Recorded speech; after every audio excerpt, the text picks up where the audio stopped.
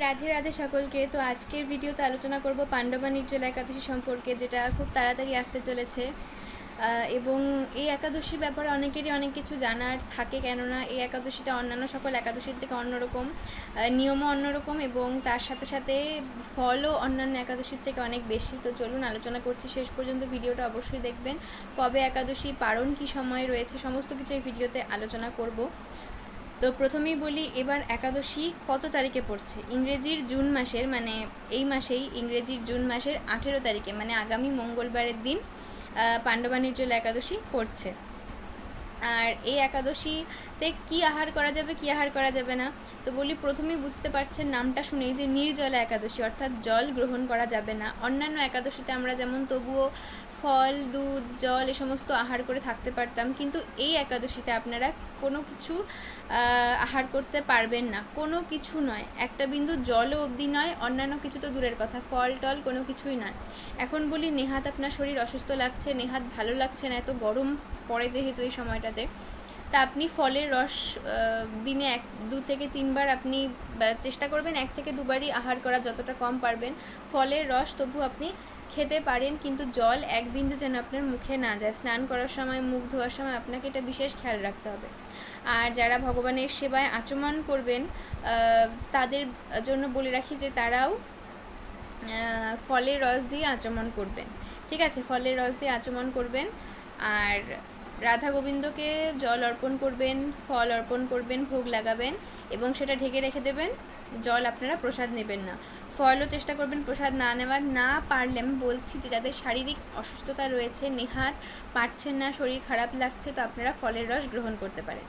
ঠিক আছে, এবার বলে দিই যে আরেকটা বিশেষ জিনিস, যেটা যে ওই দিন আপনি যেমন জল নিজে খাবেন না, তেমন অন্য কাউকে খেতে দেওয়া যাবে না, সেটা মহাপাপ।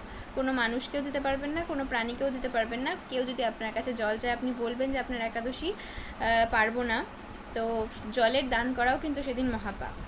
আচ্ছা, আরেকটা যেটা বিষয় বলি এখন, যে পরের দিন এখন পালনের সময় কখন থাকছে, তো এটা নিয়ে একটুখানি অন্যরকম। কিন্তু অন্যান্য একাদশীতে যেমন আমরা আগের দিন একাদশী করে পরের দিন পালন করে এবং আমরা যা প্রতিদিন আহার করি সেগুলো করতে থাকি, কিন্তু এই একাদশীতে কিন্তু সেটা নয়। এই একাদশী 2 দিন, বলতে গেলে 1.5 দিন যাবত এই একাদশী চলে। কিভাবে বলছি, 18 তারিখ আপনারা একাদশী করলেন, এক বিন্দু জলও আহার করবেন না, কোনো কিছু আহার করবেন না। পরের দিন 19 তারিখে সকালবেলা পালন করবেন, যেভাবে দ্বাদশীতে আমরা পালন করি। পালনের সময় বলে দিই, রয়েছে সকাল 4:53 থেকে 7:30 পর্যন্ত, এর মধ্যে আপনারা পালন করে নেবেন। তা এর মধ্যে আপনারা চাল বা দানা বা যাই আহার করুন না কেন, পালন করলেন। তারপরে সূর্যাস্ত পর্যন্ত, মানে 19 তারিখ বুধবার সূর্যাস্ত পর্যন্তও আপনি জল গ্রহণ করতে পারবেন না। আগের দিন তো পারবেনই না, একাদশীর দিন, দ্বাদশীর দিনও জল গ্রহণ করতে পারবেন না। এখন বলবেন 2 দিন ধরে কি তাহলে আমরা না খেয়ে থাকবো? না, একাদশীর মাহাত্ম্যতে বর্ণনা করা রয়েছে যে 18 তারিখ যেমন আপনি কোনো কিছু আহার করতে পারবেন না, কিন্তু 19 তারিখে আপনি জল দিয়ে কোনো কিছু রসই করতে পারবেন। মনে করুন অন্ন তৈরি করলেন, ডাল তরকারি কিছু, সেগুলো তো জল লাগবেই, তাই না? সেগুলো তৈরি করে সেগুলো ভগবানকে ভোগ লাগিয়ে প্রসাদ পেতে পারবেন। কিন্তু আলাদা করে গ্লাসে বা বোতলে জল নিয়ে জল পান করা, তরি তরকারির সাথে জল পান করতে পারবেন, কিন্তু আলাদা করে জল পান আপনি করতে পারবেন না। সেটা কখন পারবেন? 19 তারিখ সূর্যাস্ত হয়ে যাবে। সূর্যাস্ত হয়ে যাওয়ার পর সন্ধ্যা আরতি করে ভগবানকে 1 গ্লাস জল তুলসী পত্র দিয়ে ভোগ লাগাবেন এবং সেই জল দিয়ে আপনি নির্জলা একাদশীর পালন করবেন। তো এটা নিয়ে অনেকের সমস্যা থাকে এবং অন্যান্য সকল একাদশীর থেকে এই ব্যাপারটাই আলাদা নির্জলা একাদশীতে।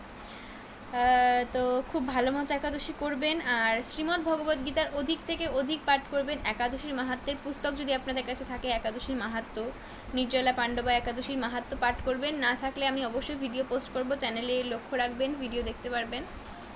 আর কাউকে জল দেবেন না, যেটা বললাম। নিজেও জল যতটা পারবেন গ্রহণ করবেন না, গ্রহণ করবেনই না। ফলের রস খেয়ে চেষ্টা করবেন থাকার। ভগবানের জন্য একদিন কি আমরা এটুকু পারবো না? ভগবান আমাদেরকে কত কিছু দিয়েছে, তো ভগবানের কাছে কৃতজ্ঞতা অর্পণ করার জন্য প্রতি মাসে মাসে 2টো করে একাদশী আমরা পাই। সে 2টো দিন প্রচুর প্রচুর ভজন করবেন, ভগবানের চিন্তনে সবসময় থাকবেন। একাদশী মানে কিন্তু এটা নয় যে না খেয়ে পেট শুকিয়ে থাকবেন এবং একটু পরপর আপনার চিন্তা হচ্ছে যে কিছু খাইনি, কিছু খেলে ভালো হতো, এত খিদা পেতে থাকা যায় নাকি, তাহলে কিন্তু একাদশীর কোনো ফল নেই। তাহলে আপনি খেয়েই নিন, আপনার কোনো দরকার নেই। কিন্তু যদি আপনি একাদশীর দিন না খেয়ে ভগবানের চিন্তনে সারাটা দিন কাটাতে পারেন, সেটা প্রকৃতপক্ষে আপনার একাদশী ব্রত হবে। তা সেটাই বললাম আপনাদেরকে যে খুব খুব ভালো মতন একাদশী ব্রত পালন করবেন, অধিক থেকে অধিক হরিনাম জপ করবেন, শাস্ত্রগ্রন্থ আদি বেশি বেশি করে পাঠ করবেন, সৎসঙ্গ শ্রবণ করবেন, আর অবশ্যই আমাদের চ্যানেলে ভিডিওগুলো দেখতে থাকবেন। রাধে রাধে।